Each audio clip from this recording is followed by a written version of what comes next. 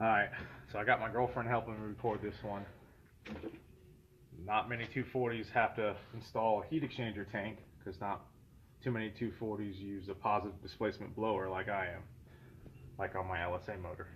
But I figured out, in my mind, the best place for this coolant tank is in this little corner, opposite of the driver and all the way in the back behind the rear axles.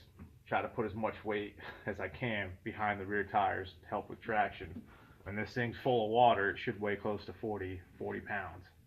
So any weight I can get over the rear axle definitely will help me.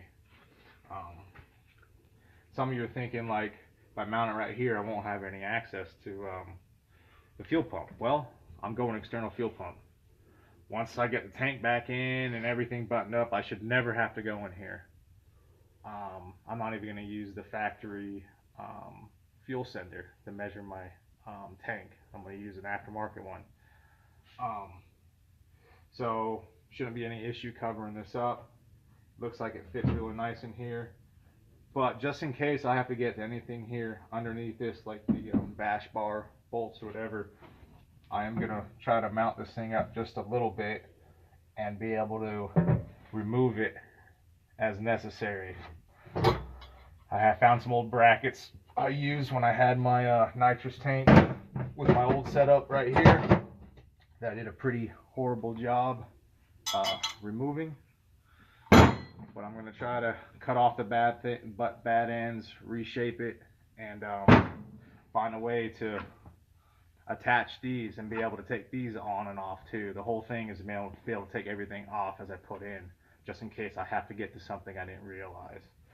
So hopefully between these and a bunch of rib nuts, everything I put on can all come back out, just in case I want to switch setups or I can change up. But yeah, as soon as I get these things reshaped and the holes drilled, take another video putting the rib nuts in, and hopefully y'all can see what it looks like when it's all done before I send all this stuff out to get powder coated. And eventually I'm going to paint this entire bay, the rear hatch of this, but that won't be till closer I'm done. But yeah, that's it for now.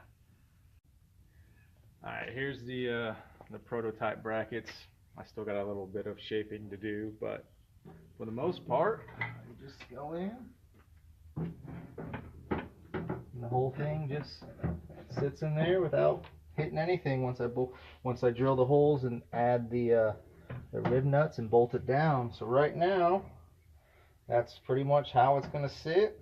When I'm all done, I should be able to use a long extension, undo two right here, and pull it out and leave the brackets in there. And then if I have to unbolt the brackets, I will.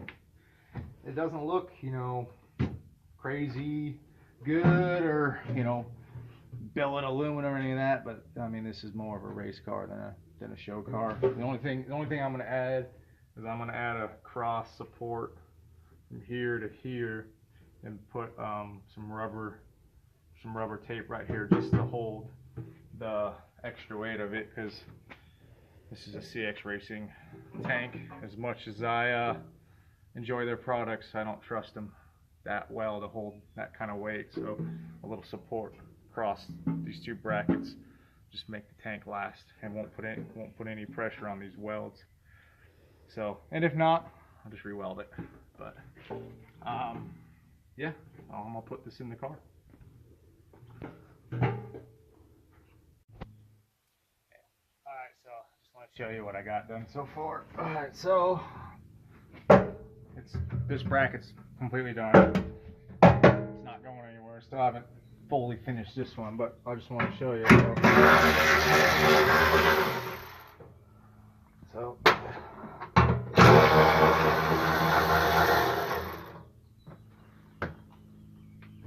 and then out would come, and if for some reason I had to take the brackets out, this one I have to use a 1/4-inch drive because of the way I bent it. But and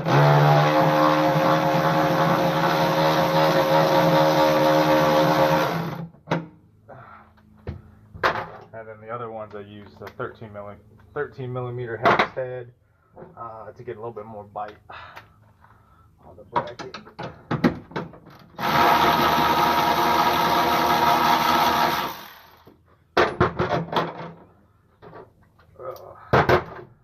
Didn't come all the way out.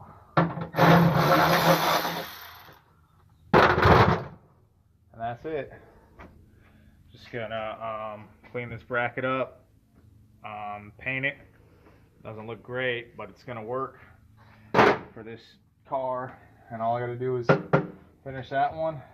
Coolant tank bolted in. That's one thing off the list. Alright, well, she's in there. I don't think she's going anywhere. It's easy to take out.